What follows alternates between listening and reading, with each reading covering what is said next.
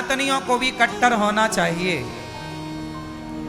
अपनी आस्था को लेकर। अपनी कट्टरता ये है कि आप अपने बच्चों को गीता पढ़ाइए, ये कट्टरता है। मुसलमान आज भी अपने बच्चों को पढ़ाता कि नहीं कुरान? बोलो हाँ। कुरान की कुछ आयतें उनको याद होती हैं, बच्चों को भी। तुम्हारे बच्चों को गीता याद है? मातृदेवो भव पितृदेवो भव का पाठ याद है? कैसे तुम्हारा कल्याण होगा भाई? ईसाई लोग आज भी हर संडे चर्च जाते हैं, पर तुम्हारा कोई दिन फिक्स नहीं है कि कब तुम जाओगे मंदिर। जाओगे भी कि नहीं जाओगे? संडे तुम्हारी आती है तो तुम पार्क में घूमने जाते हो। तुम्हारी कट्टरता धर्म के लिए नहीं है, इसलिए तुम्हारी गर्दनें उतार दी जाती हैं, इसलिए तुम कश्मीर से खदेड़ दिए जाते हो, इसलिए पाकिस्तान से भगा दिए जाते हो और बांग्लादेश में कत्लेआम होता है हिंदुओं के साथ। क्यों? क्योंकि हिंदू अपने धर्म को लेकर कट्टर नहीं है, बटा हुआ है।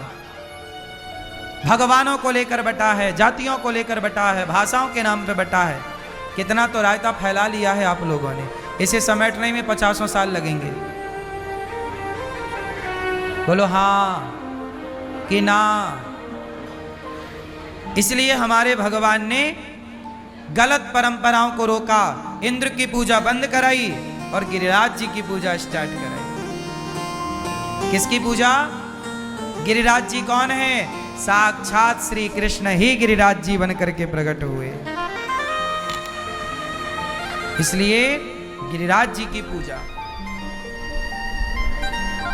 हम सबको करनी चाहिए। आज भगवान ने यमुना के तट पर बांसुरी बजाई। भगवान के पिता को वरुण देवता ले गए, बाद में ब्रजवासियों को वैकुंठ का दर्शन कराया, सबको बाबा को लेकर आए। सबको वृंदावन से बढ़िया कुछ नहीं है।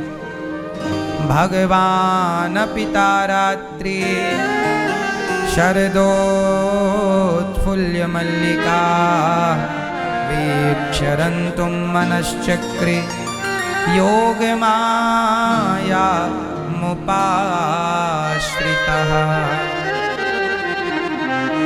निशम्य गीतं तदिनंगवर्धनं ब्रजश्रियः कृष्णगृहीतमानसा आजग्मुरन्योन्यमलक्षितोद्यमाः स यत्र कान्तो जवलोलकुण्डला।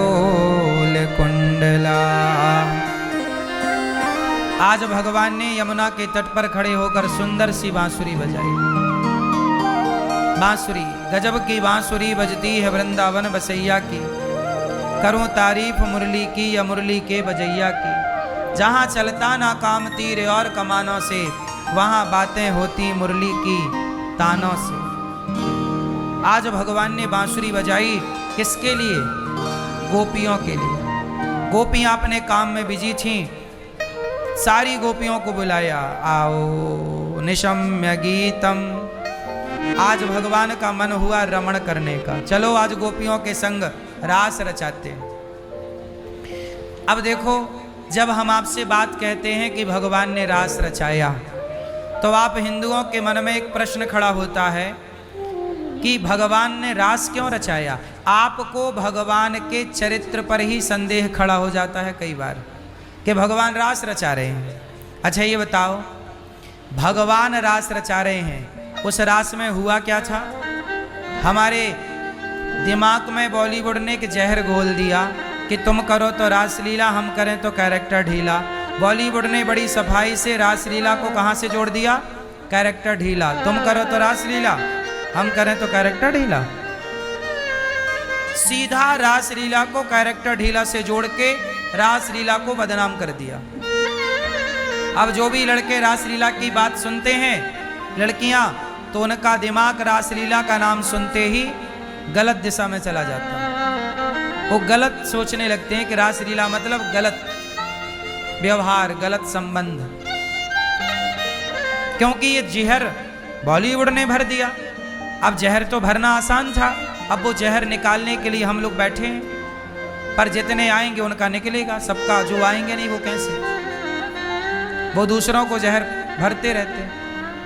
चलो आपसे मेरा सवाल, मैं आप लोगों का जहर निकाल दूं। रास लीला और कैरेक्टर ढीला, क्या कृष्ण भगवान का कैरेक्टर ढीला था? बोलो। तो आपने कभी बॉलीवुड से नहीं पूछा कि भैया तुम काहे कैरेक्टर ढीला कह रहे हो हमारे कृष्ण को? बॉलीवुड तो कह रहा कि तुम करो तो रासलीला, मतलब रासलीला को कैरेक्टर ढीला। तो रासलीला जब हुई राधा रानी के संग, सखियों के संग, तो वो क्या था? जिस समय रास लीला हुई उस समय कृष्ण की उम्र क्या थी? चलो बताओ। 8 वर्ष। कृष्ण कितने साल के थे? क्योंकि 10.5 साल में तो भगवान वृंदावन छोड़ के मथुरा चले गए कंस को मारने। अधिक से अधिक भगवान की उम्र थी, अधिक से अधिक 9 साल। 8 सही है, पर और मोटा मोटा जोड़ो तो 9 साल। अब आप बताओ, किसी 9 साल के लड़के को खड़ा करो और उस 9 साल के लड़के के संग स्त्रियां खड़ी कर दो, तो क्या उस बच्चे के अंदर कोई विकार पैदा